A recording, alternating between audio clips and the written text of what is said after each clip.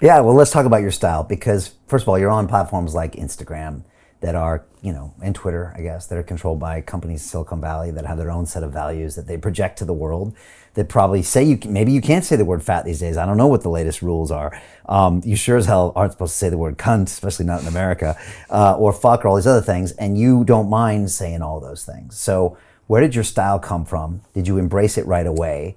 And how has it been good and bad for you? Obviously, you're here, so that's pretty good. You must be doing something right. I spent. But you cut through in a world of fitness experts that maybe look like you, have the sports history of you, but you have cut through. So you're doing something right. I remember, so I coached people for years on the gym floor in a small trading estate in Bracknell, which the gym membership was under £20. It was $19.99 a month. So I was in a budget gym in a technology park. And I remember some of the people that sat down with me, and I used to write blogs, and I'd swear in my blogs because I would type how I talk. And I remember this one lady who sat in front of me, and she was like, "Oh, James, I'm a fat fuck and you swear a lot, you're perfect for me. How much is it? I'm ready to go." And I was like, this is the easiest consultation I've ever had because I was myself, not someone else. And then in the early days, I didn't have a camera, I didn't know how to edit, I didn't know any of these things. All I had was the live feature on Facebook. So I'd get my phone out, go live, and I'd get a whiteboard and draw some macronutrients, be like, "Hey guys, this is how it all works." But then something would piss me off in the news, and I'd come in and I'd go, "This fucking prick is doing this is bullshit, let me tell you why." And I'd be drawing it and I'd be like, I'm acting to a crowd that are watching me live. And then I'd look, and afterwards the engagement on the live video would go up, and I was thinking, there's something here. People are enjoying seeing real emotion. And this is why, apart from doing GMB, Piers Morgan, nothing on TV really bangs or slaps that much on social media because people are like, "Hey guys, today we have," and people know that's not real. And I think that when people see a polished post of someone going, "Hey guys, you excited to work out this morning? We're going to be doing a HIIT workout in the back." No one's that excited. Who are you talking about? Just anyone on okay, social media. We'll get to that. But then, and it's fake straight from the beginning. I'm not that excited about having a barbecue, and I love barbecues, So when someone's getting that excited about a workout, I'm like, this is fake. This is someone trying to appease the audience for whatever reason they have. And for me, it was just the fact that I could be authentic. It wasn't exhausting being myself, and that I knew some people on some level would relate to that. And running a face-to-face business, I only ever wanted 10 clients. I would get them to pay me for 3 hours a week. I would service those 10 clients. I'd do 30 hours. That was it. Then when I went online, I was like, okay, I can take a few more. I only need 40 people to like me. So then when my following got up to 10,000, which I thought at the time I'd made it, I was like, I went for a beer. I was like, guys, I can swipe up on Instagram now. I'm a fucking big deal. It was crazy.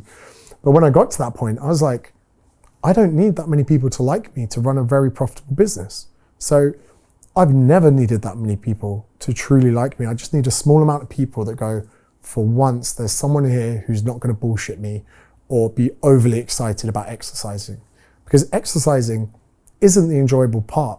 It's doing the training, progressing towards a greater goal, inching small progressions at a time, and being satisfied that moment you go to bed that you did what was right for the day. The actual training part sucks. It's painful. It's sweaty.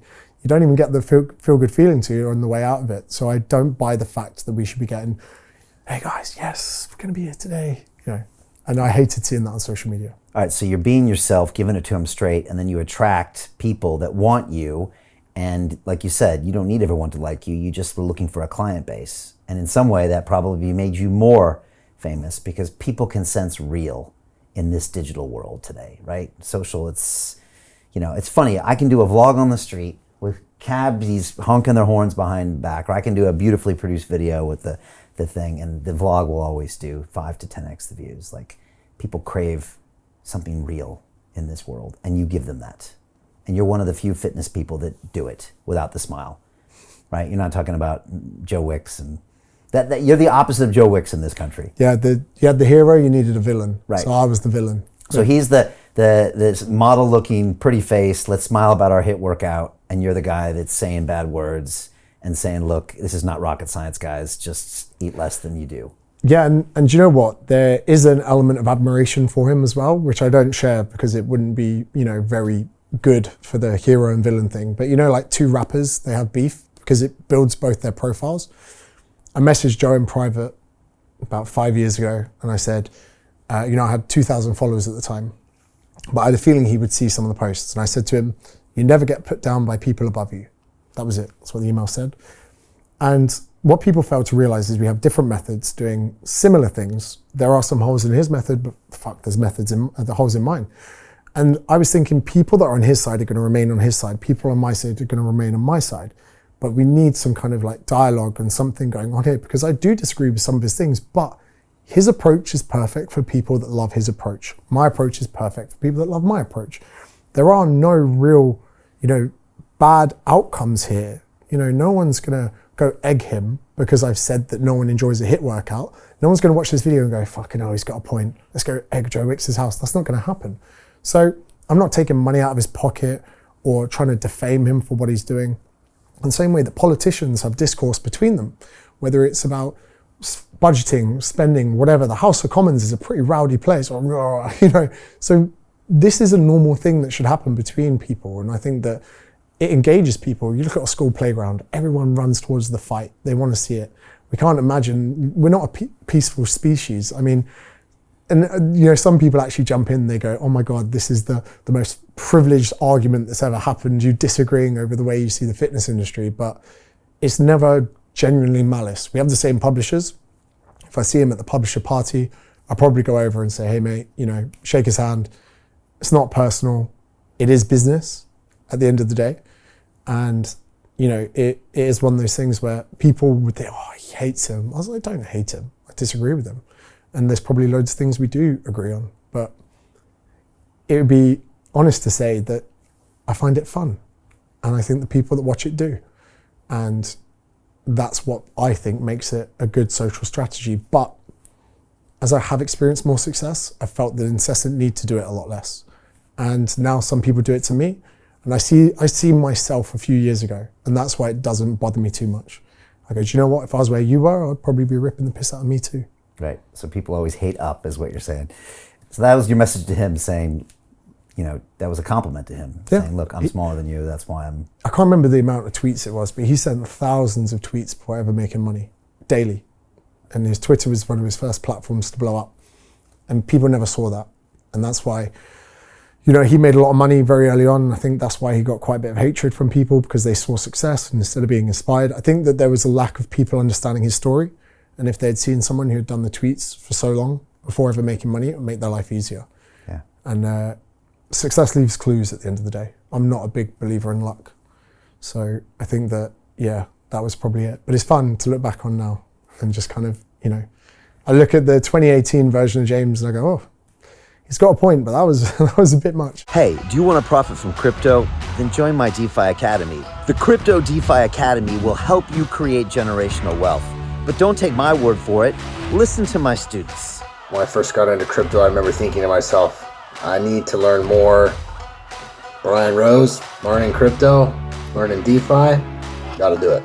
I am so grateful that I jumped in and did this. I had to break through some limiting beliefs that I can do this, that I can afford this, that I can be in this. It challenges the things that are deeply rooted within us. Joining DeFi Academy has been one of the best decisions I have made on my blockchain journey. This course was a life changer, a game changer, a huge eye-opener, coming from knowing practically nothing at the speed of the learning over 4 weeks was just fantastic. The information you provided in this class was invaluable. I feel far more confident in my next steps. You took complex concepts and made them easier to understand. What's different than so many other ones is it just doesn't tell you what to do. It actually makes you do it. This is for people who are serious about becoming traders. This is the way it should be done. I realized from this learning experience again that it is not about what you learn, but about who you learn it from. The energy was insane. I've never experienced such incredible energy on a live call. Brian Rose, you are a legend, my friend.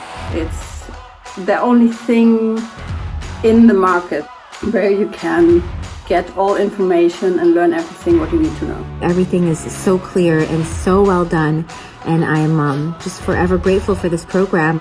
It made me feel so much more confident about crypto than I did before.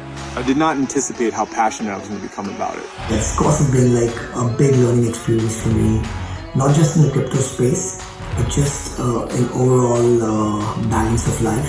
What I've learned is, how to take ownership, of my life in a way that I really hadn't before. Yeah, you can't put a price on that, really. I would recommend it to anybody, top notch. Excellence does not come cheap. So if you want excellence, you gotta pay for it, but it's so worth it. Pull the trigger. That's what this course is about. You're not going to regret it, really. It's amazing. Thank you, Brian and team. So what are you waiting for? Crypto is happening now.